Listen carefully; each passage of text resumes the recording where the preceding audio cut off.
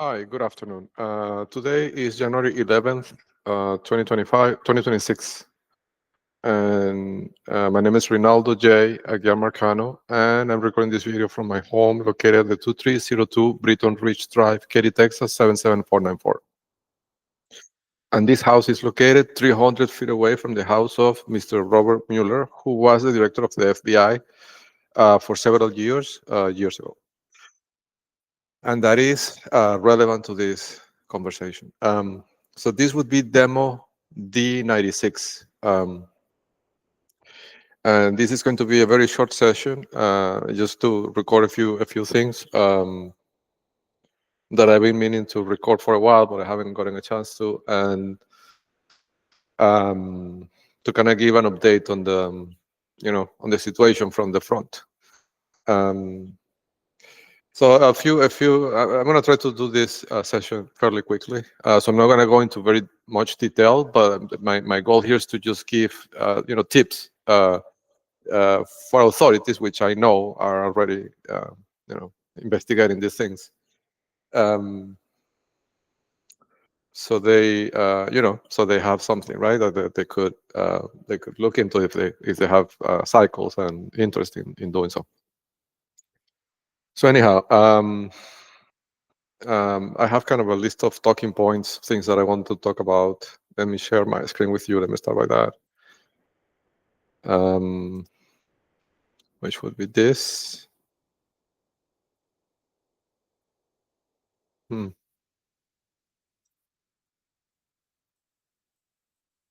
Strange. 1 second.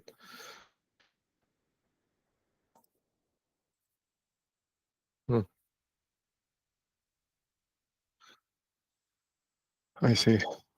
Okay, so I guess it would be this one, right? Yes. Okay. Yeah. So let's see what's happened is that I've been working on these directories that I described before that basically think about them. I call them the red pages, right? In reference to the Communist Party of China, the Chinese Communist Party. Think of them as directories, right? As the yellow pages of the 90s, but instead of having mappings of names to phone numbers, it's mappings of addresses to scores in the database that was leaked by the Venezuelan intelligence.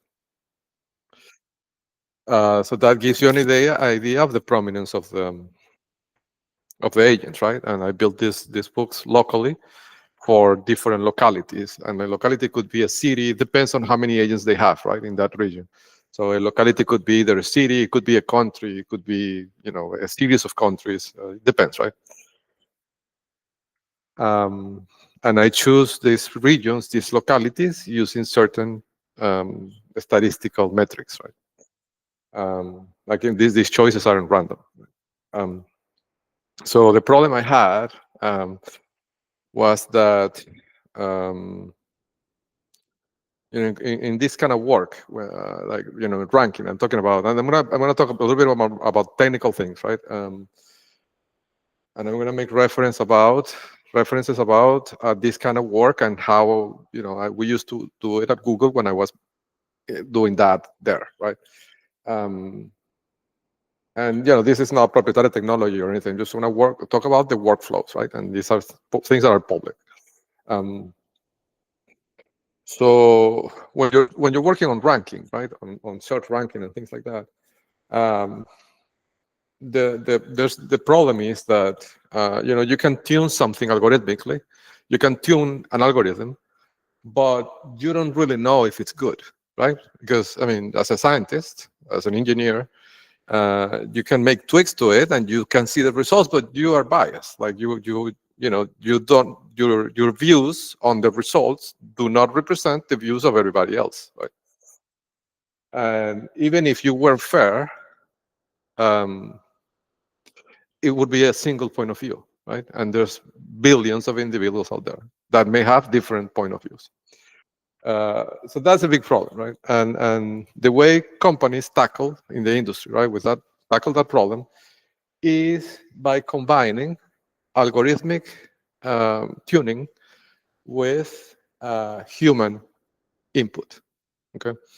So, for example, at Google, we used to use what we call raters, right? So these would be humans, people, that we would show them experiments, meaning, we would show them a version of Google search for a query, right? Imagine a query, I don't know, pizza New York, right? So you would show them the results as they are in production.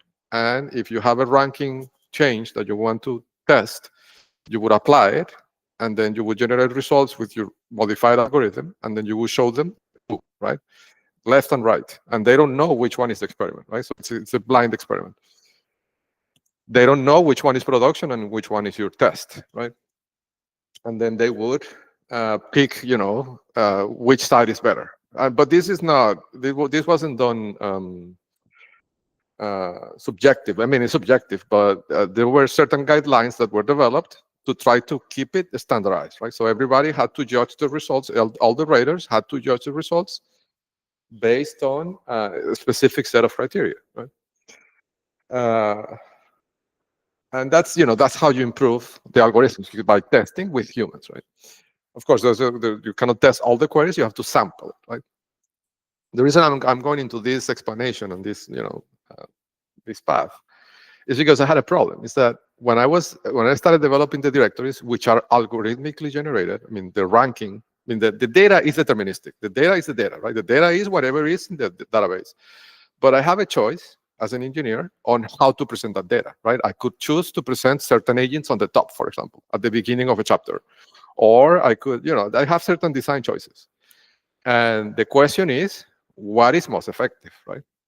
And this, what effectiveness is in this context is relative to different dimensions, right? I have to think about what is more effective to the user, to the people that are going to be consuming these directories, to understand who are the harassers, right? Who are the agents of Diosdado Cabello and Xi Jinping and those people. But I also have to think about, what is that hurts the most this network as I publish these books, right? Because my objective is to disarm them, right? To render what they're doing impossible, right? To do. So you see, here I have a problem, because if I could not employ the normal workflows that I would have employed at Google with queries, right? Because I don't have writers. I don't have any humans to tell me, well, what is going to be best for the users, right? For the end users, or what is going to be the thing that is going to hurt them the most. I mean, the network, right? Diosdado Cabello and his people. So this is the fundamental problem, right? Because I had to iterate on these books without having any human input. But then what happened was that they gave me an idea, right? And that's what I wanted. I'm giving you all this long introduction to tell you how I did it, right? Because the ranking is amazing. And I'm not telling you this to boast about the ranking or my work, but because I've gotten feedback from the informant, right? This is creating an existential chaos and panic in their side, right? So what happened was, right, and I mentioned this before, right? Like when I started doing reverse geocoding on the addresses in Caracas in late March, they took my son, right? And then they filed for divorce, quote unquote, right? And the temporary orders and the motion for psychiatric evaluation, all those things happen immediately, right? And the harassment from the HOA of this home suing me, you basically Phil Denning, right? Using the Roberts, Marco, Weinberg, Haley, Butler, PC law firm in Houston, right? At the same time, right? And I already talked about that. But then more recently, when I started publishing these books, and I published a directory with the regular ranking that I was using for the last few months, with that algorithm, right? And so what I did, I choose Beijing, right? And I published one about Beijing. Immediately, The next day, Troy Pickett filed a motion for, what was it? For sanctions in the 387th court. The next day, right? And there was a second incident. Yeah, there were two incidents. I can't recall what was the other one. Oh, the harassment with the pool, right? With the health inspector, right? At the same time. But you see, it's the same TTP, right? So if I say something, they trigger an action with the 387 court with Judge Telfair, right? Because that's their weapon. That's the only weapon they have at this point. Judge Telfair and the 387th. I mean, the judiciary, right? But the only thing they can do with the judiciary at this point is, sue me for sanctions and try to get me in jail for contempt of the void orders, right? That's basically the weapon. So when I published that book about Beijing, they triggered that. So they triggered the void order for sanctions and the fake hearing that we didn't know if it was going to happen or not. All this is documented, right? And the harassment with the health inspector because I need to drain the pool of the other house, right? And this is also documented. But you see, it's the same thing, right? So, of course, when I see that, I understand that this book hurt. I mean, creating a directory of agents in Beijing, right? Immediately. So basically, they took the same actions that they took in April. Harass me with the court and harass me with something else at the same time, right? So obviously, the directory hurt, right? So you see, but this, and this is what I was giving you the introduction at the beginning, this is in a way a form of rating, right? They were acting as my human raters, which I didn't have. But I understood that I could engage them and give them that job, right, of rating the books. So now I know that the books hurt, right? So the next thing I did, I started creating I had different variations of the ranking algorithm, how to position, how to position the agents in different places, right? I mean, I cannot change the data. The data is deterministic, and I cannot say that enough. I'm not changing the data. Like, the data is what came from the database. What I can change is how I present that data, right? The same in Google. Like, if you do a search for pizza New York, the pizza places are the pizza places. You cannot change that, but you can change which one you place on the first position versus which one you place on the 10th position, right? And that is the job of the ranking engineer. So, so what I started doing, and this is what you saw, that at the beginning I had different colors of the books because different colors represent different algorithms, right? And I started deploying different algorithms. So you see, there's two dimensions that I needed to experiment with. One is the proximity, right? Because it's not the same if I publish that book with that algorithm of the Red Book in Beijing as if I publish it in Ohio, right? If I publish it in Ohio, they don't harass me. But if I publish it on Beijing, they harass me with the course, right? That means that the people that are really paying for all these are in Beijing, right? Are not in Ohio, right? Obviously. So, with that I can test, who is in charge, right? I mean, it's not the smoking gun, but it's pretty compelling circumstantial evidence, right? And then, so that's one dimension, right? The second dimension is what hurts the most, right? What is the algorithm that creates the most panic on their side, right? That they see that can't really harm them, right? Because who can tell me? How can I tell if the algorithm will harm them? Like, the only people that can tell me that is them, right? And the way I can measure that is by the reaction, right? So that's why I'm saying that I am employing them as raters, right? As human raters. So anyhow, I started creating different versions of the algorithm, right? And until I got to a version, really, I tried different things, like with addresses, because the addresses are good because humans, like the end users, see an address and like, if you live in that area, what is in that place, right? And oh, so they took all the schools, they took all the clinics. Like, these things become obvious to people that live in that area. And they will be consistent with the things that I've said in these demos over the last 7 months. Like, you will see that they always take the clinics, they always take the schools, they take the preschools where you take your children. You'll see all these things, right? In the places where you live. It doesn't matter which country it is, they always do the same thing, right? But the minute, so then I created an algorithm, which is the atomic or nuclear algorithm that I described in the previous demo, that it has certain characteristics that, of course, I'm not going to tell them the secret sauce. I'm going to tell that only to the CIA and the FBI and the DEA, right? And the Secret Service. But I have that algorithm, right, with the secret sauce, and I started to be able to increase the recall, because one problem I have, and I described this before, is that to decode all the addresses costs more or less $3 million, right? And I don't have that amount of money. So my recall is reduced by the amount of money I could have spent on that I already paid, right, over the last few months on these addresses, right? And when I was decoding those addresses, is that Morgan Heibner sent that process server to harass me at my home, right, in April. So anyhow, I made a test, and my test was, okay, I'm going to deploy the nuclear algorithm, but instead of using addresses, I'm going to use the coordinates, the latitude and longitude. This way, I have 100% recall, because I don't have to decode it. Therefore, I don't have to pay anything. It's free for me, right?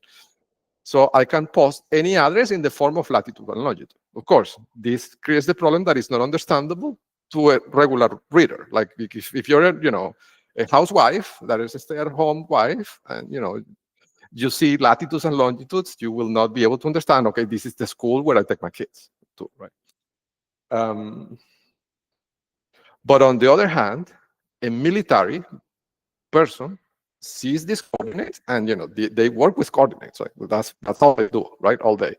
So they see the coordinates, and they will understand, oh, so this is a secret bunker, right? Or this is something, right? A facility to store chemical weapons, things like that, right?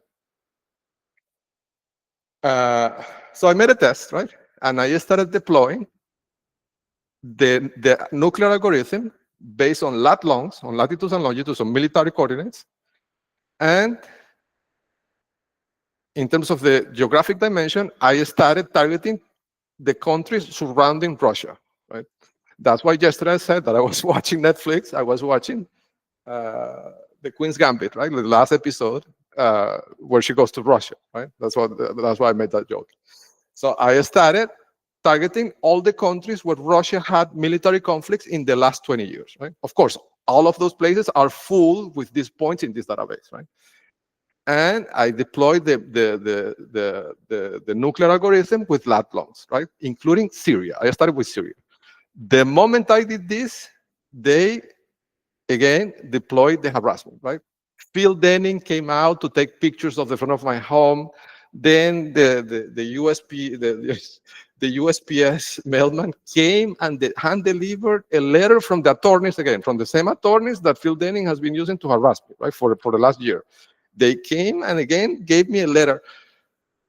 This is to distract me, right? So they think that I'm going to stop publishing the books in the conflict zones of Russia, and I'm going to start making demos about the harassment. Of course, I'm not going to do that, right? I know that harassment is not going to do anything to me, and I know that because I know that you're running out of time. I know that already. I know that you ran out of time already.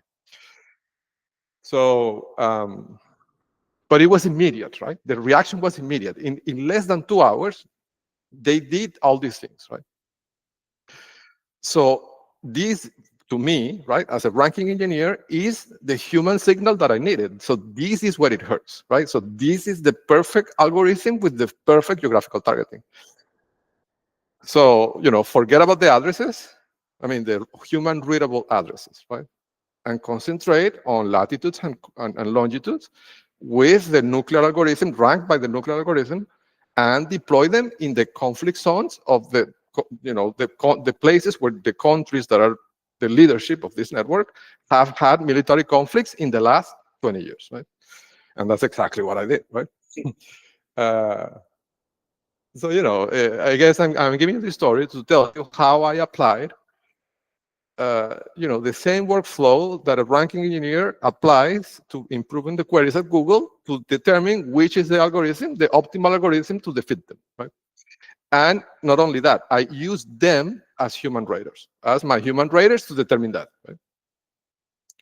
It's going to be one for the books, I think. So anyhow, yesterday, right after they approved my algorithm, my side-by-side, I deployed this book, this combination, in something like 35 regions in a space of 4 hours, right? Because I also already industrialized this process, right? I can deploy these books in 6 minutes. It takes me 6 minutes to deploy a new book, right? So I want to share with you the result of that, right? So let me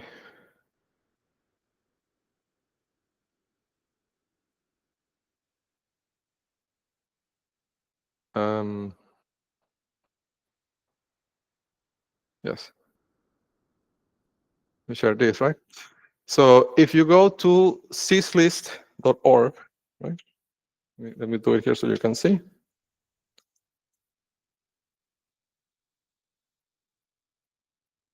It will take you to this page, to this dashboard.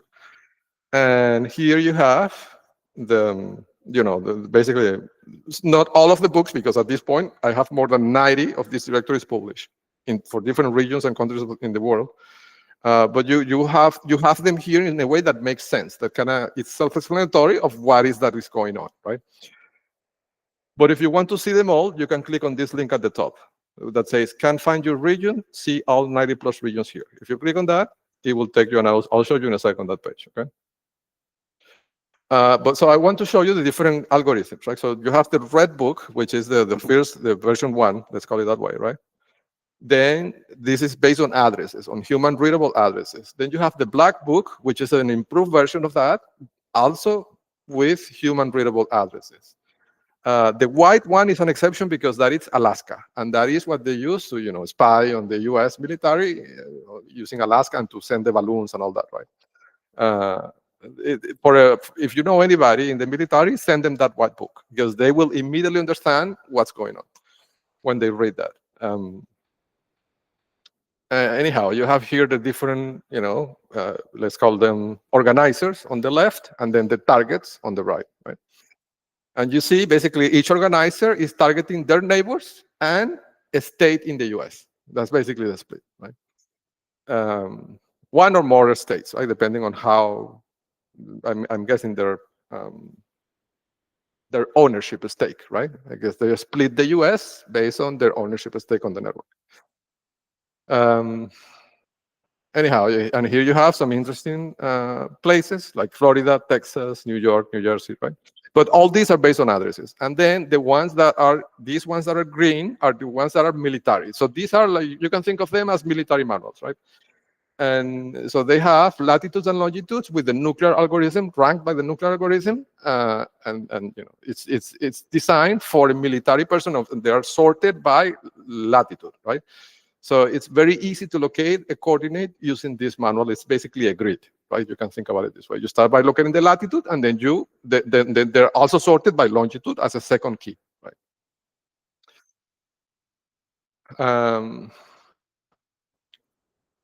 So let me show you what it looks like, right? I mean, the cover, right?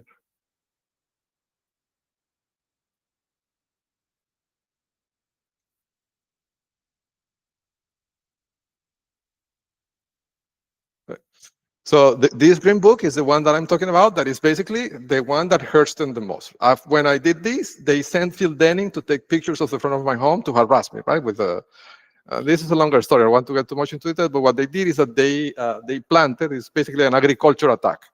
They planted a type of weed in the front on the front yard, right? And it's a weed. It's very aggressive. It grows very quickly, and in a matter of like 5 days, it grew like 4 feet, right? And then Phil Denning came to take pictures and to harass me with the HOA, right? Because of the weed, and they know that I cannot hire a landscaper for obvious reasons, right? They're going to use the landscaper sensors in the front yard.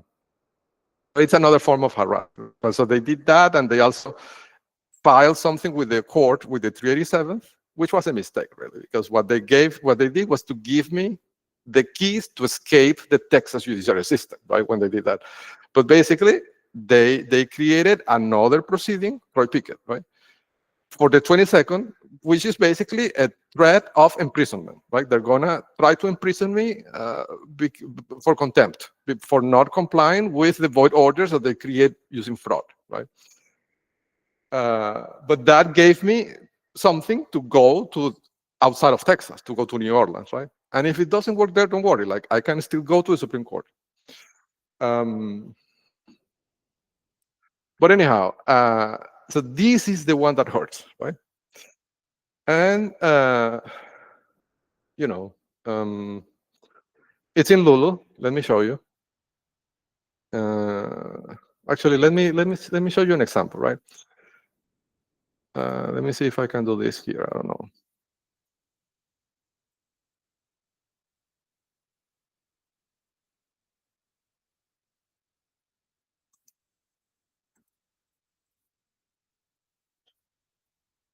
Okay, so for example,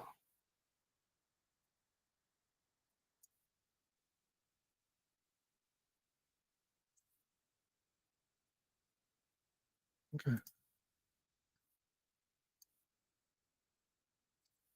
Yeah, sorry for doing this on the fly. But... Okay. So let me present that.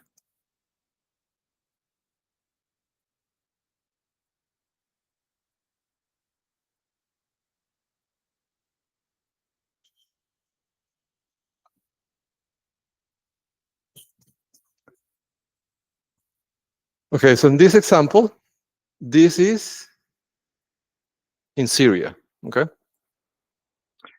Now, Syria is a complex place because, well, you know, it's a place where there's been countless military conflicts over the last years. Russia has been involved in all of them, right? And it's a place where there's been allegations of serious violations of human rights, you know, things that are discussed in the United Nations, right? And this place is full with these markers in this database, with markers of paramilitary operations, right? And I just want to show you, right, what this looks like. So the first section of the book is the top 2%, right? And so you see the locations are sorted, and I'm showing you this because you will see the volumes of this thing, right? So for example, this location, 36.63145, that's the latitude, and the longitude being 37.49 565. This place has a score of 273 million points, right? I mean, this is immense. This is an immense, immensely important point for them, right? I haven't debugged this, right? But it makes me curious what could be in this place.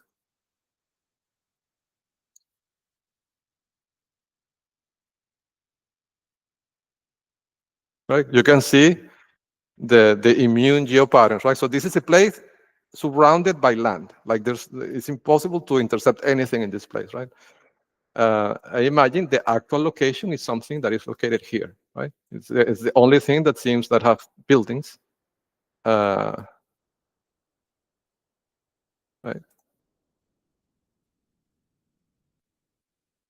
So, but you see, so this is a question for the U.S. military, really, right? They are the people that would know what is it they probably have in here, right?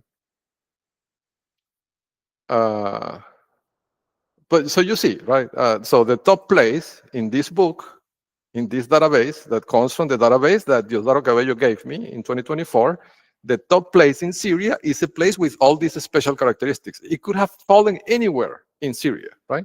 It could have fallen in the ocean, in a lake. You know, like if you think about how vast the land is, right? This point could have fallen anywhere, and it fall in this place with all these special characteristics. Right? And if you look at all the other books in all the other countries, it's the same. Like these places fall in very specific things, right? And if you go down the list in prominence, you will start finding schools, and you will start finding hospitals and clinics, and airfields. Like It never is never the case that the point falls in a random place or in nowhere, right? That has nothing. So anyhow, this is where it hurts, right? But um, and this is more the conversation I want to have is that because like the attorneys, right, and the judiciary officers that are participating in the scheme to keep my son and to serve my parental rights, you know they started doing a series of things in the last few days, and I already documented it, right? Like, well, actually, I didn't say this. Yeah, I think I haven't said this. Also, I'll say it. After they created that hearing for the proceeding, right, for the 22nd, 22nd of January, in which they're going to try to put me in prison, I went and filed in the Court of Appeals, the fifth district, the fifth circuit, sorry, which is in New Orleans. So you see, now I was able to escape Texas. Now I'm not in Texas anymore, right? So now this is outside. So I filed for a writ of mandamus to stay that, right? Because they're going to put me in prison to silence me. And I also filed a complaint with the DOJ, right? But after I did that, the Supreme Court of Texas denied my petition for writ of mandamus there, but they did not send me the order, right? Because what the sequence was, when I did this escalation, I filed a notice with the Supreme Court of Texas telling them I'm escalating this to, outside of Texas and to the DOJ. And immediately they denied. They haven't said a word in 40-something days. Like, they haven't issued any documents in 40-something days. They were just stalling the case. But the moment I filed this notice, mentioning the words, New Orleans and DOJ, then they denied the petition. I think it's because it kind of to explain that they did not see the notice, right? And they did this thing where they didn't send me the order, but they put that entry in the docket, and they had it not filed the notice that I sent it, right? They manipulated the docket basically. And then I filed the same notice, but with the 387. And what they did there was kind of funny.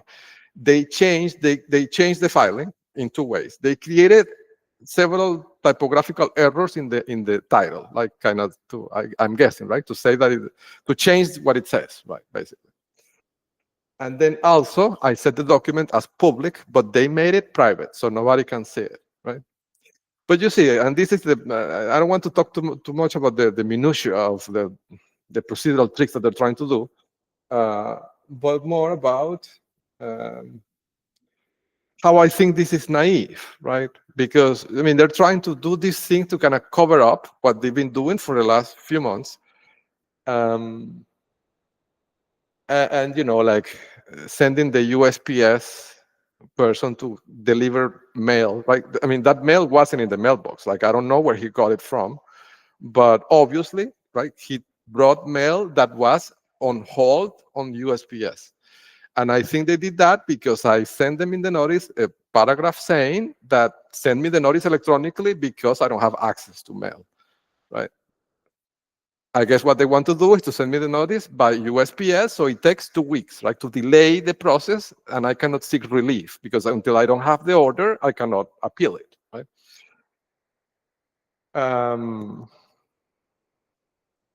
But it's all these procedural tricks, right? But that's what I'm saying, that I think is naive, because you see, these, William Kyle Adams and all the people that have been collaborating with him have been in this campaign to silence me and to prevent me from disclosing this information that I'm showing you on the screen right now to the IRS. And you see, the same reports that I'm sending to the IRS, those reports are based on this same database, which contains all these points in all these places where there have been serious violations of human rights and terrorist organizations operating. There's correlation between where the points are located and where the basis of these terrorist organizations that are categorized as terrorist organizations, not by me, by the United Nations, are located. Right? So all these actors in these judiciary systems are participants in a network that sponsors terrorism, right? So this is not something that is going to be litigated in the 387 court or in Texas. This is something that is going to end up being litigated in the United Nations, right? So creating these docket tricks and sending the USPS guy to kind of say that I do have access to mail is naive, because that's going to be relevant in the conversation that is going to happen next. This is a conversation about serious violations of human rights across the planet. Like, this has nothing to do with the Supreme Court of Texas or with the 387 court or with the. I think it's very naive. And, thinking about that, it's surprising to me that people that are so high level. I mean, we're talking about judiciary actors that are very high level in the scale of things in the judiciary world, right? How can they not see that this is going to end up in the UN? I don't. It's hard for me to comprehend how is that I can see it and they can't see it. Them being way more prepared than I am, right? More educated, more. It's just I just don't understand how they can be blind to the reality.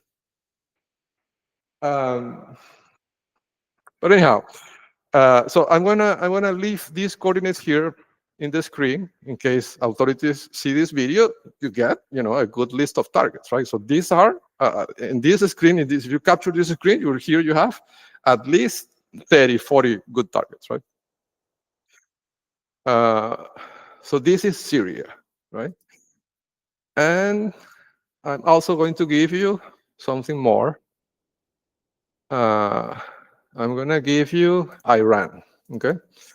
So in Iran, let me see.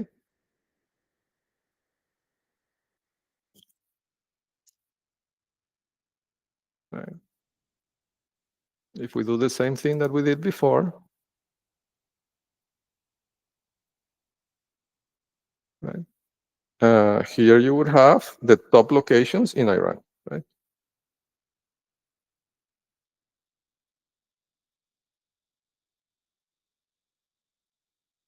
And if you're curious about the scores,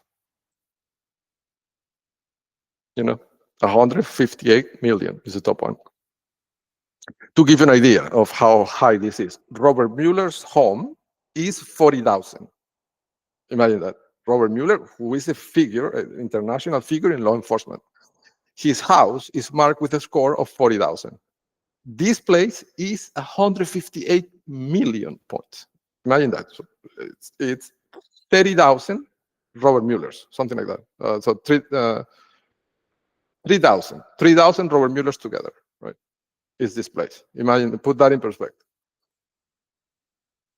So anyhow, I'm gonna give you the coordinates here, right?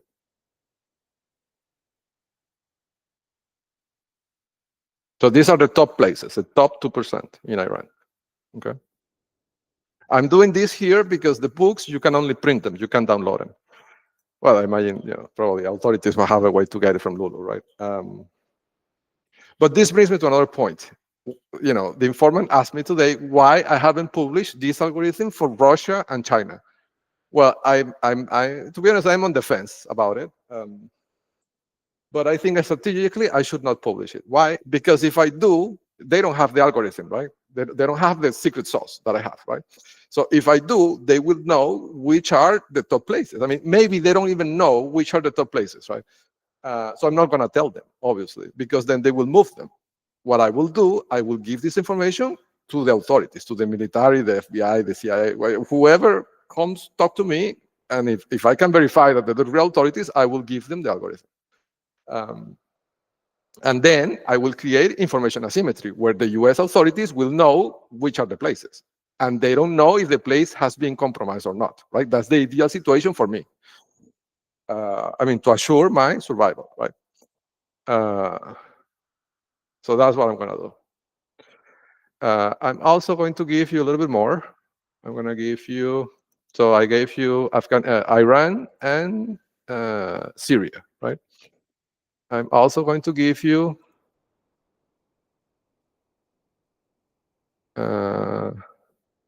Ukraine, right? So I mean the top places in Ukraine.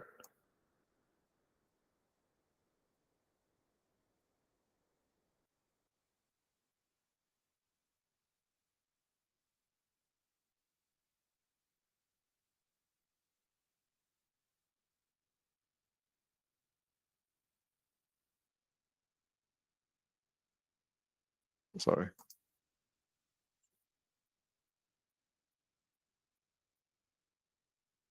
Let's do a score check here. Yeah, so this is 74 million, right? So this is half of so the top place in Ukraine is half the score of the top place in Iran, right? That gives you an idea of the priorities, right? But anyhow, here you have the top coordinates for Ukraine.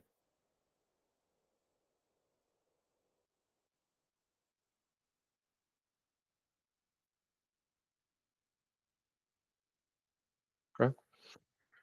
And I'm going to go also a little bit further. And I'm going to give you Afghanistan, right? The top locations in Afghanistan according to this nuclear algorithm.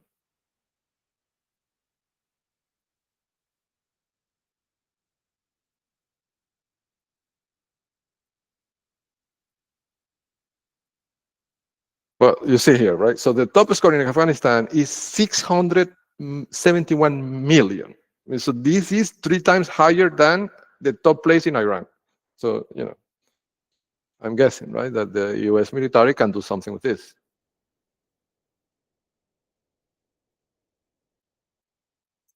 Right, you see. 671 million, it's amazing. So I'm gonna scroll slowly so you get a bunch of them, right? So here I'm gonna give you more of the top 2%, because you know they've killed so many Americans in Afghanistan that I'm gonna spend a little bit more time on this one.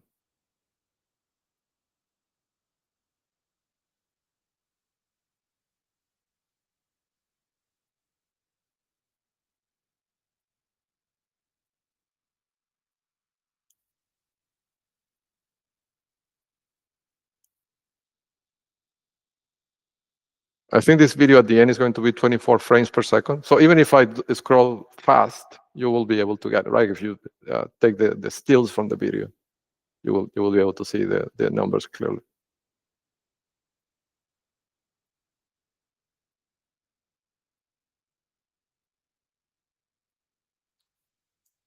Okay, so you know I had a bunch of other small things to talk about, but you know putting things in context, right? Like the complexity of this global problem, the other things you know dwarfed in comparison, right?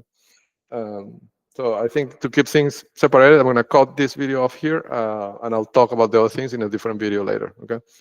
But basically, you know, the important thing is that I can see the correlation between me publishing books that hurt and then they going immediately to the 387 court to file something, right, to harass me, and sending Phil Denning to harass me with the HOA, right? It's there's an immediate correlation, 1-to-1.